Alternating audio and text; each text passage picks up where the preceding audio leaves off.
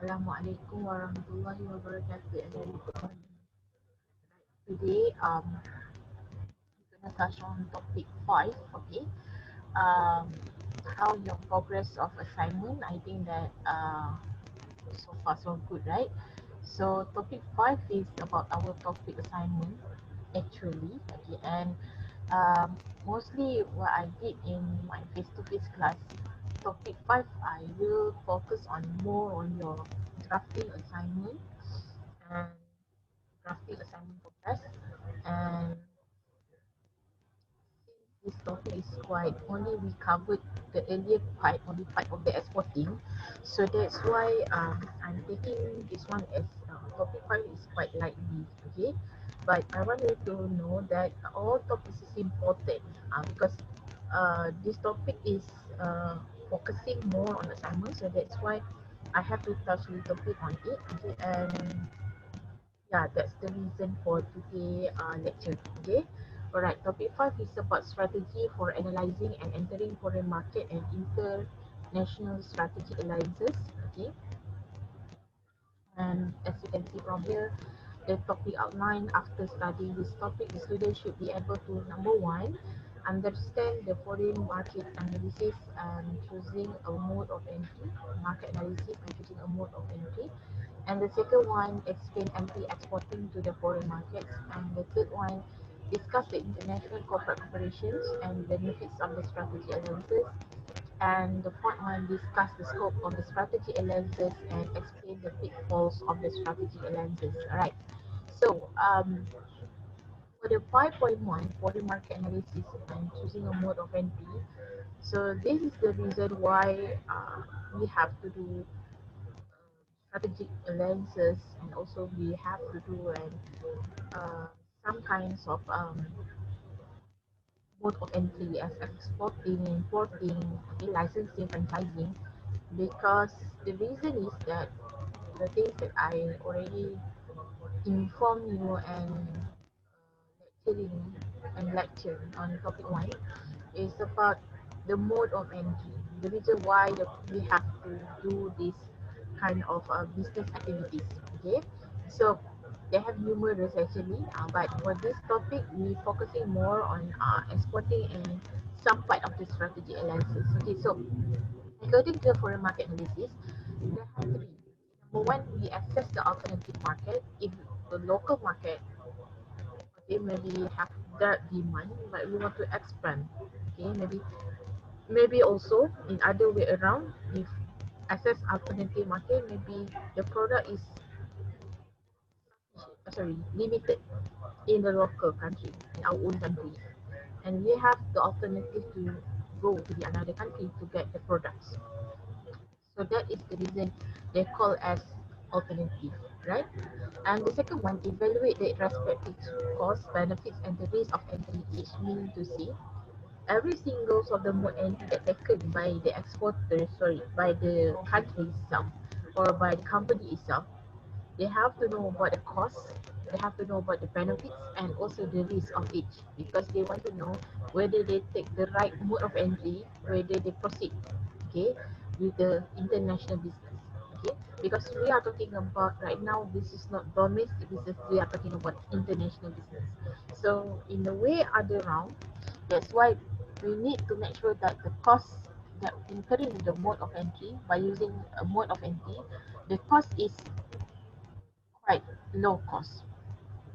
Can I say that? Yeah, low cost. And then the second one at the same time is low cost, reasonable cost, and then the benefits given to both countries, okay, because we want to enter in and expanding our market to other countries, and also the risk.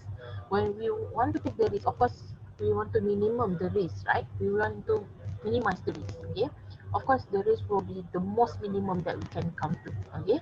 And the third one, select those that hold the most potential for entry or expansion. So basically they have lots of the mode of entry. So talking about the most potential in here, that's why we have to do the second one by evaluating the SWOT analysis, the strength, the weaknesses, the opportunity and threats for each of these mode of entry. After this we go what is the mode of entry, okay? And then the most potential in here, meaning to say how whether that is the right strategy, that taken by the companies in order to entry or expand their product and services to the another country. Alright. And then the second one, factors in accessing new market opportunities. Of course, the first one we have product market dimensions. Okay, we are talking about whether the product can be positioned, okay, whether the product can be have a product differentiation, product what we call more uh, product segmentation, okay, whether the market is expanding, the market growth. So this is the market product market dimension. Maybe you can relate with ends of metrics, okay. I don't want to go further on it because we just give the point of view on what is the product market dimension itself, okay, as you learn in POM class, principle of marketing class, okay. And then we also have the major product market differences. This is talking about the different product um, differentiation, okay. We're talking about how we want to actually make sure that the product have a different category, a different way, different design, different features. So this is what we call product differentiation. Okay, and then structural characteristic of the national product market. This is talking about the product that representative of the country itself. Let's say like Malaysia, we synonym with the product Proton, example, and then Petronas. Okay, if you see my cover here, I purposely put this one because this is Malaysian companies that representative of Malaysia itself. Okay, not these two, not McDonald and Starbucks and Nike, but I'm mentioning like Petronas, Grand Hyatt, and also Proton. Alright. So basically, when we're talking about national market product, people know by the brand itself. Okay, let's say like Volkswagen. Okay, it's from Germany. Let's say. Okay, or maybe Toyota is from Japan. Okay, and people looking at where is the whole market for this product. So this is representative of the national product of the market, especially in automobile industry, maybe the electric and electronic product, IBM, we have HP, the packets, okay, Sony, what else? We have a lot, numerous. And the competitors analysis, we are talking about the SWOT analysis again, okay. That's why in your assignment, if you realize, I purposely make up the table. Okay, they have three companies, company A, B, C, and then you have to allocate about the strength, weaknesses, opportunities, and threats. Okay, remember, when you want to do the competitive analysis, SW is the internal side, internal factor of that company. Okay, let's say the company that you choose maybe Kawan Food Prata, let's say, Parata Kawan Food. So you are doing the SWOT analysis for strength weaknesses of Parata Food. But opportunities and threats talking about how does Parata Kawan Food can gain, okay, the opportunities from outside, that is external factor. And for the threats itself, how does Parata Kawan Food able to get some threats or challenges when they are running their business. Yeah, so this is what we call as competitive analysis. Alright, and then for we talking about potential target market, who is your target market? For those in my CB class, okay, we have STP, okay, segmentation, targeting, and positioning. So these frequently focusing on who is your target market, who want actually buy your products, who actually afford to buy your products. Not we are talking about you target blah blah blah blah and they can't afford to buy your product. It's about affordability because we're talking about the consumer behavior. How you want to make sure that you can target them. Number one, whether they're able to afford buying your product. Okay, that is target market. Alright, and then relevant trends. This is talking about how does the certain industry have some evolution of the trending. Okay, for example like technology. Okay, if the technology might be little bit left behind on obsolete, okay, you will be run away and lead from your competitors. Okay, that is the thing that you have to know. Okay, the reason why in the relevant trend we have to follow the trend. We're talking about industry like fashion, fashion and design. We're talking about education, This also have to be following the relevant trends. If you are the one of institution do not follow the trend, you still want to embark on the strategy to teach in the class face to face. While right now, especially in Malaysia right now, we're having a like the phenomenon risky of COVID still is in I can say like risky stage, right? Okay, so that's why the reason we have to do this online learning, okay? And then explanation of change, okay? And during lesson, we learn in topic 4, we have that PLC, where is S curve, PLC curve, product life cycle stage, right? So every single of the changes, okay, from the product come from introduction, growth, and maturity, and decline stage. There is a reason, explanations of change every single phases, okay? And I believe that the product or services that might be uh, used, okay, in order to promote, okay, to the international itself, they also have the reason why we have to explain on it, the singles of the changes. And then the success factors, of course, I also recap back if you still remember. We have actually a lot of the strategies, okay. Number one, maybe in terms of the cost efficiency. If your product able to offer at a low cost, of course the customer will go to you. It's like you are pulling, okay, pull your customer here because you have that magic strategy by having the low cost product or services. The second one, in terms of differentiation strategy, we're talking about the features, the products, and also the services that you have is quite different. You have novelty, you have like uniqueness, okay, from others, your competitors. So that's why that is one of the key success factor. And the third one, maybe we can call like some certain point in terms of the accessible, okay, in terms of the achievable of that product. Example that the product is easy to access and the service is also easy to access.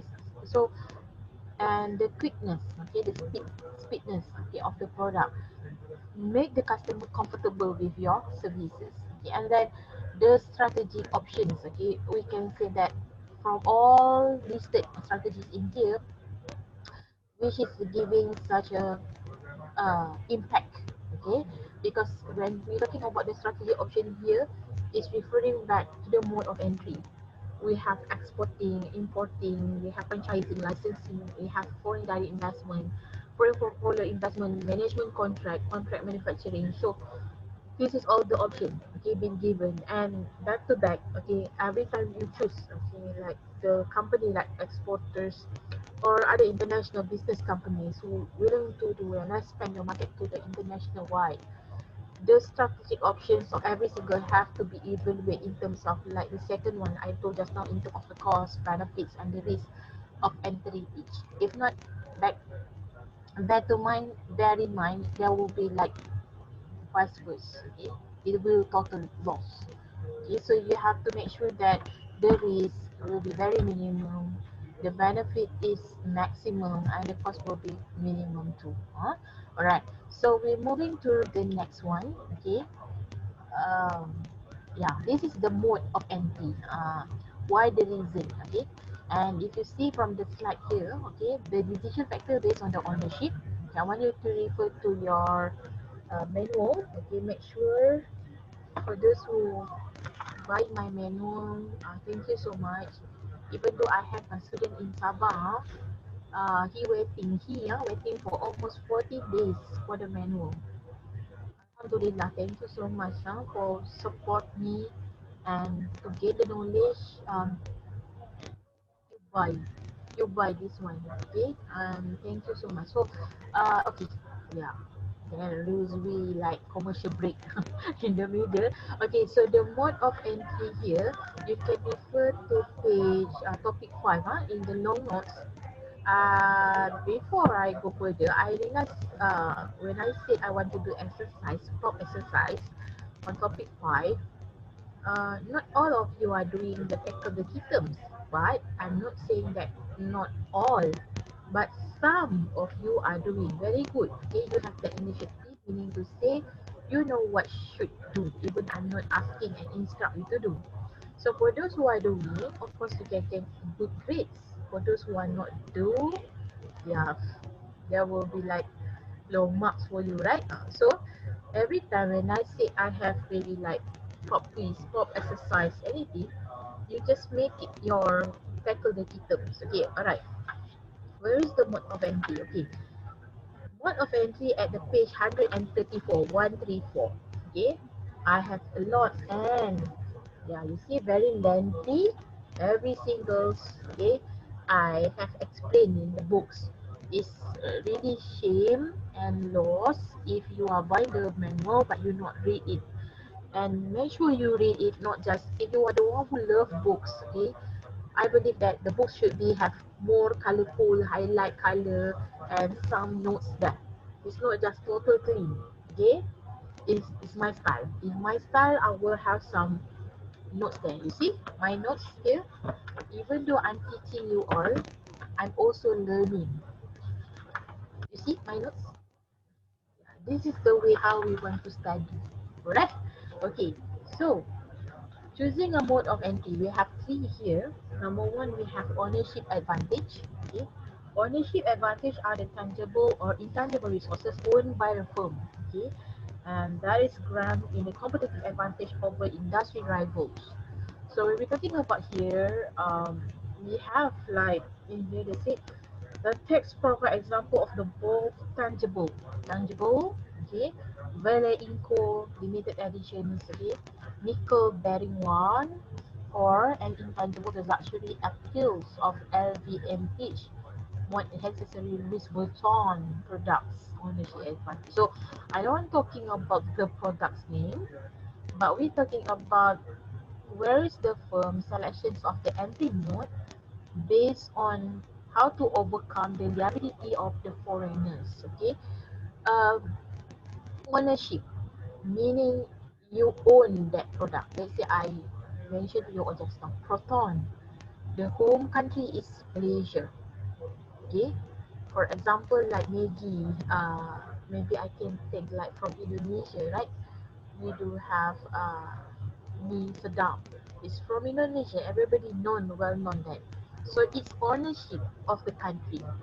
Okay, so we want to actually overcome the liability of the foreigners, meaning to say, you don't want that people may be misunderstood that this product is from, yeah, of course people may say this is product from other country. Of course, we want to maintain in terms of the originality of our products. Okay, and when we're talking about location advantage, okay, this is regards to the factors, okay, that affect the desirability of the host country production relative to the home country production. Okay, meaning to say, like related to the wage rates, okay, if the country ever, if let's say the host country is cheaper, okay, to pay in terms of the wage rates, okay, of course, mostly like exporters or the another country who want to expand their product and services, they will use the local labor cost that the country they want to expand their product, right?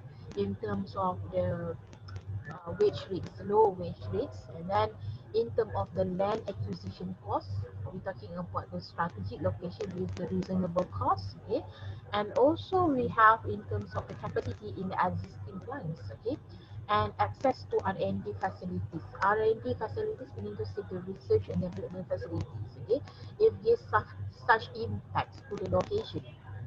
And then we also have the logistical requirement in terms of how we want to do some logistic management. It's very good how to bring the product from one warehouse to the another warehouse, let's say.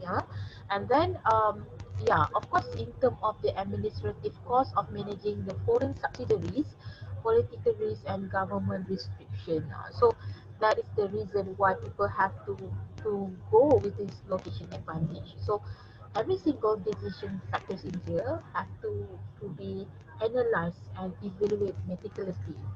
Kena di-analyze secara spesifik dan terperinci. Okay? If not, you will do the wrong decision for your mode of entry. Okay? And then for the internalization, the factors that affect the desirability of the firm producing a good or service itself rather than relying on an existing local firm to handle production. So I'm reading this one. So I want at the same time, for those who are having the books, you can open up page 154, 135. They have the decision factors on this. Okay, and the another factors will be need for control, and then they have available resources, and also they have the global strategy. Then the companies will decide whether they want to go for the exporting, international licensing, international franchising, specialized modes, or foreign direct investment. Okay, right. So this is the one most prominent, antara langkah-langkah yang paling terkenal dan digemarilah, most preferable by the countries and by the companies who want to expand their product to the other country. Okay, so we're moving to the 5.2. Okay, so this is when you decide to choose exporting as one of your mode of entry to the foreign markets. Okay, number one, this is the advantage, the pro and cons. Even though this is in topic 5, but somehow in previous semester I do with the question, because this is about the topic that we did in topic 1. It's recap again. So I do ask the question about what is the advantage and disadvantage of this exporting. Okay, right. So the first one in terms of the advantage is relatively low financial exposure. Why? Okay, why? The reason because mostly when the companies embark the strategy in order to proceed with the exporting, there will be welcoming by the another country. Let's say Malaysia export proton to UK. So UK country will welcome Malaysia proton companies to UK. And in terms of the advantage, this is a very low financial exposure. Why? Number one, Malaysia company like Proton will pay what? We learn in topic 4. If you still remember, tarif or tax to the another host country that we want to expand our products. So meaning to say in here that another country in foreign markets like UK, they will gain a profit from the tax. You get me? Okay. The second one, permit gradual market entry. Okay, gradual market entry meaning to say they're really welcoming you to expand your product to the another country. Because as I mentioned just now, because they really know that in return they will get the profit in the form of the tarif. Okay, this is what we call export tarif. Alright, and then the third one, acquire knowledge about the local market. Of course, before you want to embark, you want to pursue this kind of strategy, of course, you have to know well versed about the knowledge of the local market. That's why a certain automobile industry, if I'm not mistaken, they change it. They change the name of their product. They change the name of the certain automobile because they want to suit the name of the country itself. Okay. If I'm not mistaken, this come around with topic proton. Okay. The letters will be on, yeah, X50, right? Okay, the latest products and the model is X50, is around the corner. So from the things that I read, okay, what they said was this actually come from Geely. Okay, it's like Geely. Yeah, Geely Auto. Geely Auto is come from China company. Okay, and as you know that China company is already invest to Proton, and then they have bought some portion, a big portion of shares, and this the new latest model X50 is derived from Coolray. Okay, Coolray model, which is come from Geely products. If you asking me, madam, do this product is from China? Yeah, but it's been assembled in Malaysia.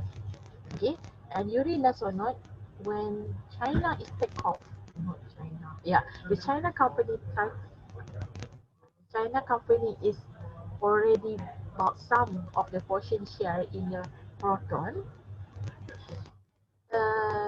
Slightly, okay, the design of Proton have changed. If you realize, before this is more on sedan, but right now they are more on what we call HV. Okay, means like more on family car, a big size car, at the reasonable price. If I'm not mistaken, X50 start with 17,000 K. Okay, and what the Chinese investor promising to Proton is they want to actually um, offering at a reasonable price with a very compact car. So this is one of the how they want to know the knowledge of the local market, especially in that Malaysia, because they are invested to our company, right? So of course they have to know a little bit on that. Okay, and the fourth one, avoid restriction on the foreign investment. Yes, because totally when you choose to export, okay, your products, automatically the restriction can be waived.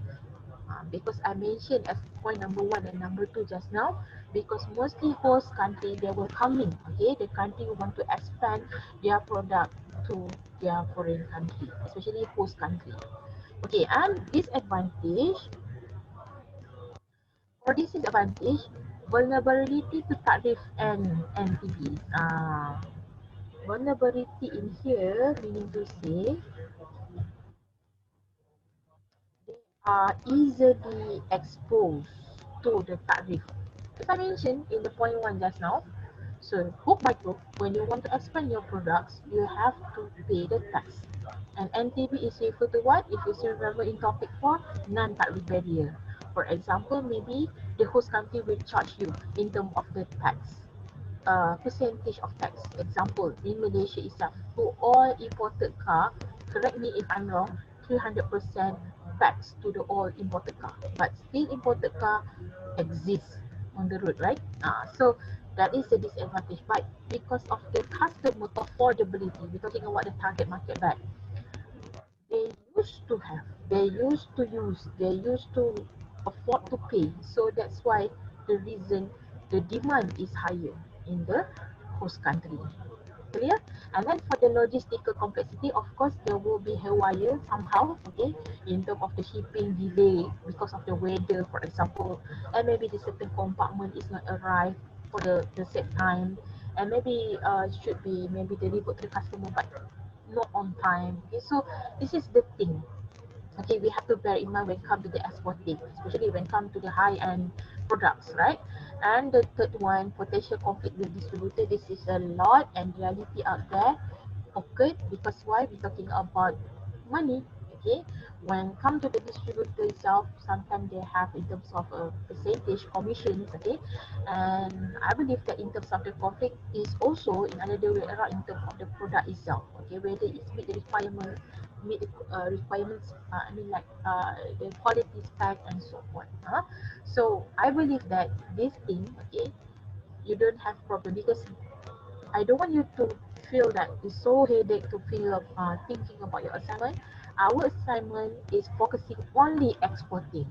So you can include also the advantage and disadvantage for exporting inside and relate with your products. Okay, alright. So the motivation for exporting. Kenapa? Apa yang memungkinkan kita? Apakah pembangkit untuk menjadi sebagai seorang pengekspor? Okay, I don't know what in bahasa Melayu we call exporting, but it's something like menjadi penjual, pengeluar lah. Okay. Proactive motivation, you pull. Okay. The keywords in here, pull a firm into the foreign markets as the result of the opportunities available there. Okay. Pull tu apa maksud dia? Tarik, right? So you tarik, okay, the kinds of motivations like a firms into the foreign markets. You tarik yang potential company tadi keluar, okay. And I give example here. Okay, Proton, actually it's already outdated example, right? Proton Railway expand to Australia, the opportunities is available there. But right now we're talking about Proton X50, right? Before this, previously X70, now X50. So we pull, okay, this proton to the all ASEAN countries right now. We go to all like in Thailand, we go to China, we go to India, we go to Philippines, we go to Brunei, we go to Indonesia, okay, we go to other some counterpart of ASEAN countries, okay, because the foreign market has the opportunity available there. So how about reactive motivation is push. Something you push it afford into the foreign markets because the opportunities are decreasing in the domestic market. I give a very simple one, simple example. Um, but this one is to make you understood very well. Huh? Okay, let's say we come out with like nasi lemak frozen. Okay, you know nasi lemak. I think like student Indonesia know coconut rice. Okay, frozen. Okay, due to the freshness, okay, due to the thing that we had in here, because to get the banana leaf, to get the coconut milk, to get everything to make this coconut rice, to make nasi lemak, it's everything in here. It's in there. Okay, the supplier is in there and the process is easy to get. And in Malaysia, if you sell it nasi lemak frozen, the potential of the market is quite low. You get me? Compared to the fresh nasi lemak. But if let's say we put in another way around, example, we put nasi lemak frozen, we sell nasi lemak frozen to overseas. Let's say we choose UK because we do have Malaysian kitchen there, right? So this product will have potential. Are you get me? Because in order to get the resources that I mentioned just now, the raw resources is very difficult there. Especially when it comes to like coconut milk and so on. You can get, but you can get only the box one. Like Kara, okay, Ayam brand, that one. Okay, you cannot get the real coconut milk like what you get in here. Okay, so basically, this is what we call as push. You try to use like this concept, like this idea of business frozen nasi lemak towards the another country, exporting it to the another country, example for a market, and then of course it will become reactive motivation. It will you push it. Okay, so this is what we call as the motivation for the export. You get me? Right, it's very simple. Okay, and then the forms of the exporting. Okay, so jenis-jenis lah types of the exporting, forms of exporting you see. Okay, number one we do have indirect exporting. Okay, and the second one we have direct exporting, and the third one we have intra-corporate transfer. Okay, what is this? Okay, it's very simple. It's just peanut butter. Okay, alright. So the first one we have indirect exporting. Okay, so if you realize from this diagram, we have country 1 and country 2. So for the country 1, they have company A, they have dotted line here, go to company B and sells to the domestic customer.